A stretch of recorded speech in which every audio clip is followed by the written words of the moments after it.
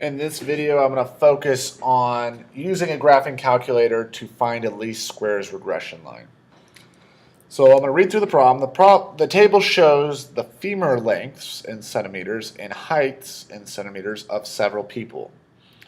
We're going to find the equation of the least squares regression line and interpret the correlation coefficient.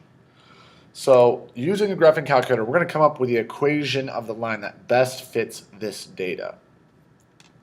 To do that, you're going to use your graphing calculator, and the first thing you want to do is you're going to go to this stat button. When you're there, you're going to want to go to edit, because what we're going to do is we're going to plug all of this information into a table. Now, for the sake of time, I've already entered in all the data for myself, but what you would do is you would enter all the femur lengths, which is X, into list 1, and all of the heights Y into list 2. You want to be very careful when you enter those, because if you make a mistake here, it screws up the rest of the problem. Next thing we want to do is we're going to calculate the least squares regression line. So what we're going to do is we're going to stick with the stats, hit the stat button, but instead of editing, we're actually going to go over to the calc menu. So you can use these arrows, arrow to the right, and that will take you to calc. Now there's a lot of other information in here, but that's nothing we're going to use. What we're interested in is this fourth option down, the linear regression, which is going to give us an equation of a line, ax plus b. So I'm going to arrow down to that. By default, your calculator should have list 1 and list 2 already there for x and y. You can arrow all the way down to calculate to come up with the equation. So what it tells you is it's going to give you the general equation up here, y equals ax plus b, and it's going to calculate and tell you what a and b should be. So what I'm going to do is I'm going to transfer this information to my paper.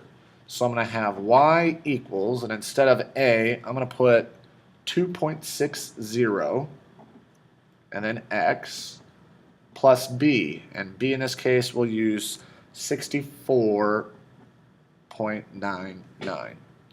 That would be the equation of my least squares regression line. The other part of the question, it wanted us to interpret the correlation coefficient.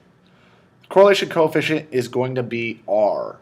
Now, how you can interpret that is R is always going to be a number between 1 and -1 with 0 in the middle. R essentially just tells you how strong a fit is this line to our data. How close is everything to this line?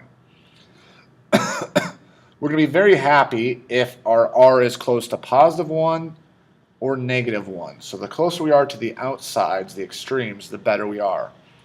If we're close to 0, that means it is not a strong fit.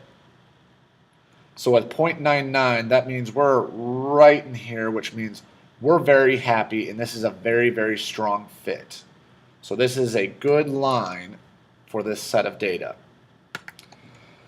The last part of the question says, estimate the height of a person whose femur length is 35 centimeters long.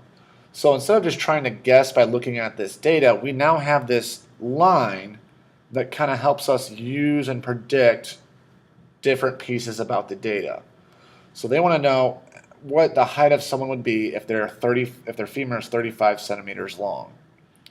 Well, going back to the problem, that would represent x. So what I'm going to do is I'm going to plug in 35 in for x. So I'm going to have y equals 2.60 times 35 plus 64.99. Now you can do all this calculation in your calculator, do 35 times 2.60, and then add 64.99. What you're going to get is y equals 155.99. Now what does that represent?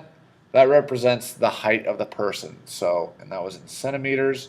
So if someone had a femur of 35 centimeters long, we predict their overall height will be 155.99 centimeters tall. That is using a graphic calculator to do a linear regression.